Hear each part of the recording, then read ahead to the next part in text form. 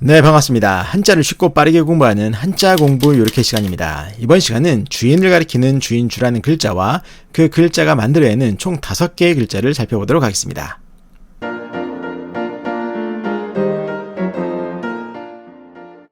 네, 주인주라는 글자와 그 글자가 만들어내는 총 5개의 글자를 공부하고 있는데요.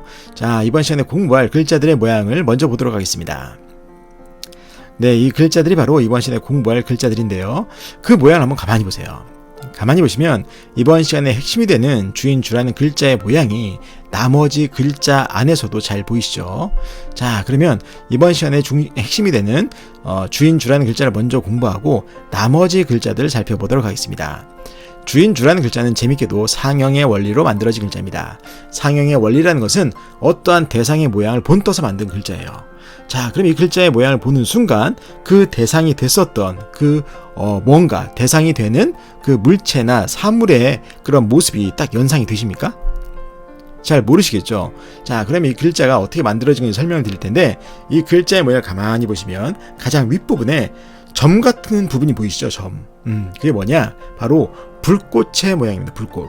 그러니까 뭔가 불을 킨 거예요. 불을 켰는데 그 촛불 같은 걸 여러분들 연상하시면 됩니다. 촛불을 켰는데 불을 켰을 때 밝혀지는 그 촛불, 불꽃, 그 불꽃의 모양이다라고 보시면 되겠고, 그 아랫부분은 그럼 뭐냐? 아랫부분은 당연히 촛불을 밝히기 위해서는 초가 있어야겠죠. 그래서 바로 그 초의 모습입니다. 그리고 아랫부분은 뭐냐? 그 초를 세우기 위한 촛대예요. 촛대. 그래서 촛대 위에 초가 있고 그 초에 불꽃이 딱 켜있는 그런 모습이다라고 보시면 되겠어요.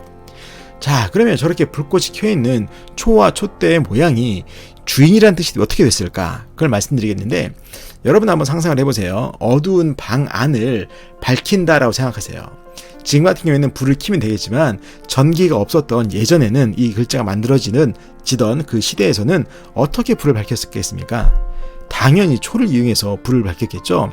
자, 그러면 효율적으로 불빛이 잘 골고루 퍼져나가게 하기 위해서 그 어두운 방 안에 초를 어디에 위치해야겠습니까? 당연히 방 가운데 둬야겠죠. 한쪽 구석에 두는 것이 아니라. 바로 그거예요. 그렇게 불을 밝힐 때 효율적으로 가운데에 두듯이, 초를 가운데에 두듯이 가정의 중심이 되는 사람이 주인이라는 소리입니다. 그게 첫 번째 해석이고, 두 번째 해석은 뭐냐? 예전 같은 경우에는 이 촛대와 초가 있는 그 방은 주인이 머물렀던 방이라고 하는 해석이 있어요. 그렇기 때문에 이 글자는 주인을 가리키는 글자가 됐다라고 하는 해석이 있는 겁니다. 아시겠죠? 자, 그래서 여러분들이 평소에 이렇게 촛대와 초가 있는 그런 모습을 보실 때마다 이 글자를 연상하셔도 좋겠고, 아니면 어두운 방을 밝힐 때 초를 가운데 두는 것처럼 우리 가정의 중심이 주인이다라고 생각하시면서 이 글자를 연상하셔도 쉽게 파지될 거라 생각이 듭니다. 자, 그럼 이 글자는 우리의 생활 속에서 어떻게 사용되냐? 바로 주인이라고 할 때 주자, 또는 주권에서의 주자, 군주에서의 주자가 바로 이 주인주라는 글자입니다. 그래서 여러분들이 평소에 이러한 한자를 사용하시거나 아니면 촛대와 초의 모습을 보실 때마다 이 글자를 연상하셔도 쉽게 파지될 거라 생각이 듭니다. 자, 이렇게 해서 주인주라는 글자를 살펴보았고, 다음 글자 보도록 하겠습니다. 다음 글자는 우리가 머물고 사는 것을 나타내는 살다주라는 글자입니다. 살다주. 자, 이 살다주라는 글자는 재밌게도 이번 시간에 핵심이 되는 주인을 가리키는 주인주라는 글자와 왼쪽에 사람을 가리키는 사람인 이 두 개의 글자를 결합해서 만들어낸 글자예요. 즉, 사람과 주인이 결합해서 살다, 머무르다의 뜻의 글자가 됐어요. 사람과 주인이 결합해서 살다 또는 머무르다. 잘 알듯 하시면서 잘 모르시겠죠? 설명드리면 이게 무슨 말이냐? 이것은 바로 왼쪽에 있는 사람이라는 그 글자는 사람을 나타내는 거고, 오른쪽에 있는 주인주라는 글자는 이 왼쪽에 있는 사람이 주인의식을 가지는 거래요. 주인의식. 그래서 우리가 살아갈 때 어떠한 일정 영역 안에서 주인의식을 가지고 살아가는 것을 표현해서 살다 또는 머무르다라는 소리입니다. 이게. 아시겠죠? 어떠한 지역의 주인의식을 가지려면 당연히 떠돌아다니는 사람이 아니라 머물러야 되는 거겠죠? 바로 그거예요. 그래서 머무르다는 뜻도 있고, 그리고 살다의 뜻도 있는 그런 글자다라고 보시면 되겠어요. 그래서 많은 사람들이 특정 지역에 머무르면서 살아가는데, 그렇게 살아가는 모습을 보실 때마다 이 살다 주라는 글자를 연상하셔도 쉽게 파지될 거라 생각이 됩니다.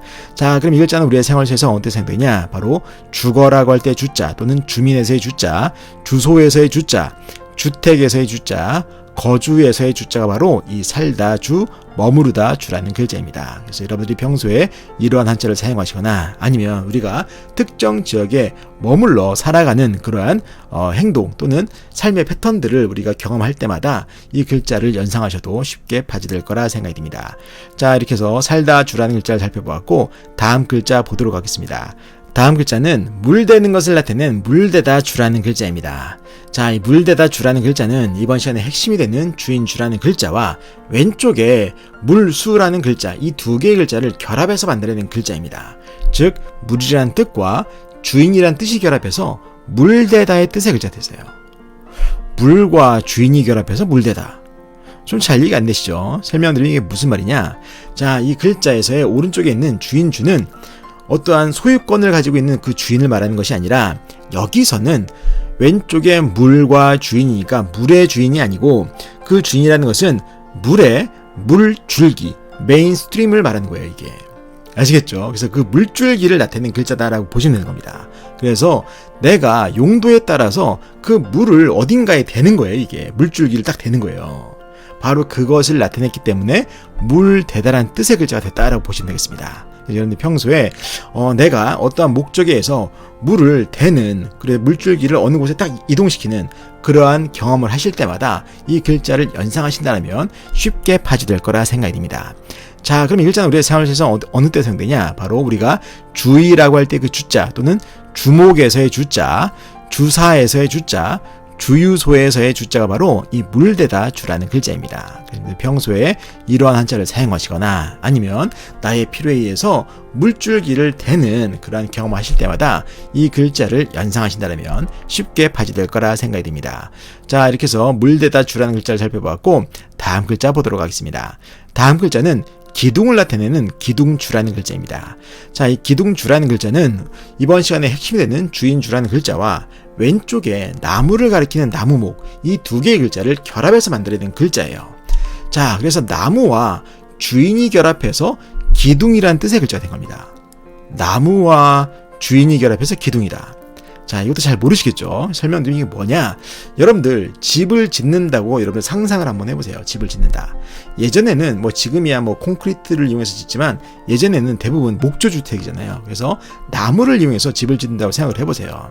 그러면 그 나무를 이용해서 집을 지을 때 가장 중심이 되는 나무가 어떤 나무겠습니까? 네, 맞습니다. 기둥으로 세워지는 그 나무가 가장 중심, 핵심인 나무가 되겠죠? 바로 그거예요. 여기서의 오른쪽에 있는 주인주라는 것은 중심이 된다라는 거예요. 그래서 이 글자 자체는 중심이 되는 나무라는 뜻입니다, 이게.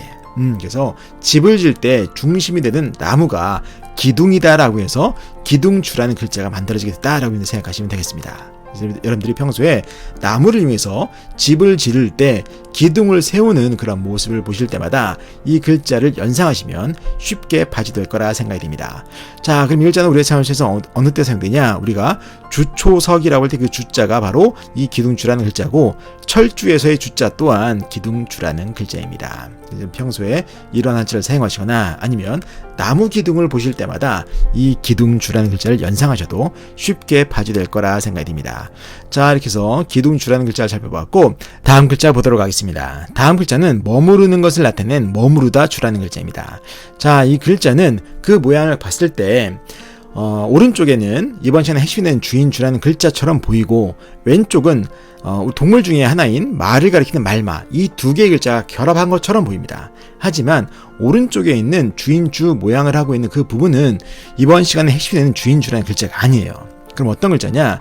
우리가 조금 전에 살펴봤었던 살다 또는 머무르다를 나타내는 살다주 또는 머무르다주라는 글자입니다, 저게. 그래서 그 글자가 결합을 하면서 왼쪽에 사람인이라는 글자, 그 부분이 생략이 된 거예요. 아시겠죠? 그래서 이 글자는 말이라는 뜻과 말을 말하는 글자와 살다 주, 머무르다 주라는 글자가 결합해서 다시 머무르다의 뜻의 글자가 된 겁니다, 이게. 아시겠죠?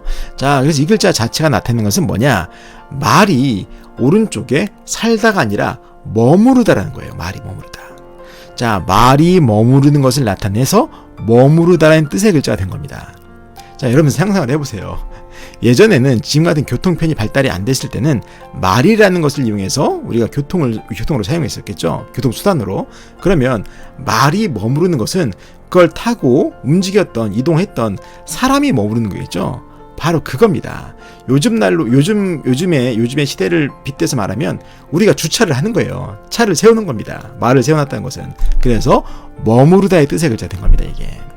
재밌죠? 자, 그래서 사람들이 평소에 말이 서 있는 모습을 보시거나 아니면 뭐 사극 같은 데서 말을 타고 가다가 말을 묶어놓고 잠시 쉬는 그런 모습을 보시거나 아니면 요즘에는 주차를 하고 목적지에 도착하는 그런 모습을 보실 때마다 머무르다 주라는 글자를 연상을 하시면 아주 쉽게 바지될 거라 생각이 듭니다. 자, 그럼 이 글자는 우리의 생활에서 어느 때 사용되냐? 바로 주둔이라고 할 때 그 주자 또는 주재원이라고 할 때의 주자, 주차에서의 주자가 바로 이 머무르다 주라는 글자입니다. 그래서 우리 평소에 이러한 한자를 사용하시거나 아니면 말을 이용해서 사극이다 영화를 보시면서 그 말을 이용해서 이동하다가 말을 묶어놓고 쉬는 그런 장면을 보실 때마다 이 머무르다 주라는 글자를 연상하시면 아주 쉽게 바지될 거라 생각이 듭니다. 자, 이렇게 해서 이번 시간은 주인 주라는 글자와 그 글자가 만들어내는 총 5개의 글자를 살펴봤습니다. 자, 그럼 이번 시간에 공부했던 글자들을 정리하면서 마무리 짓도록 하겠습니다. 자, 먼저 이번 시간에 핵심이 되는 주인 주라는 글자를 공부했었죠. 자, 그리고 이 주인 주라는 글자가 다른 글자와 결합을 하면서 새로운 글자들을 만들어냈는데 새로운 글자 안에서 이 주인 주라는 이 핵심이 되는 이 글자는 발음 기호로 활용이 됩니다. 그래서 음을 한번 보세요. 주인 주라는 글자에서 주라는 음이 결정이 되고 그 이후의 결합에서는 이 주라는 음이 그대로 활용이 되는 그런 모습을 보실 수가 있습니다. 그래서 여러분들이 평소에 한자를 보실 때 이 주인주 모양이 들어가 있는 한자를 보시면 아, 저것은 주라고 발음하지 않을까라고 상상을 하시면서 한자를 공부하신다면 아주 쉽고 빠르게 공부할 수 있을 거라 생각이 듭니다. 자, 이렇게 해서 이번 시간은 주인 주라는 글자와 그 글자가 만들어내는 총 5개의 글자를 살펴보았고 이번 영상이 도움이 되셨다면 좋아요와 구독 버튼 그리고 알림 설정도 눌러주시고 저는 다음 시간에 뵙도록 하겠습니다.